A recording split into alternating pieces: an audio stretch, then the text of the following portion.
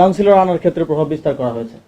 তো সেখানে সালাউদ্দিন ভাইয়ের কোনো সংবিধানের প্রয়োজন নাই, কারণ বিসিবির একটা কনস্টিটিউশন আছে, আপনারা হয়তো অনেকেই জানেন, 13 পৃষ্ঠার একটা ছোট কনস্টিটিউশন।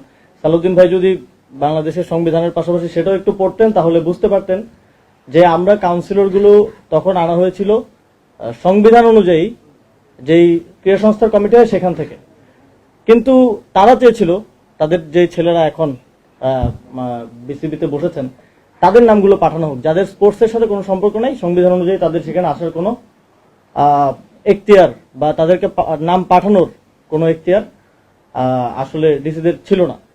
তো ওনাদের সংবিধানের বিষয়গুলো আসলে খুবই সিলেক্টিভ। আমাদের একজন সহ-আলোচক মাত্রই বলে গেলেন যে বাংলাদেশের সংবিধানের বিষয়ে ওনারা খুব সিলেক্টিভ ভাবেই মানছেন। আমরা দেখেছি যে সংবিধান অনুযায়ী শেখ মুজিবুর রহমানকে স্বাধীনতার ঘোষক বলায় একজনকে স্ট্যান্ড রিলিজ করা হয়েছে, একদিনের মধ্যে বদলি করে দেওয়া হয়েছে।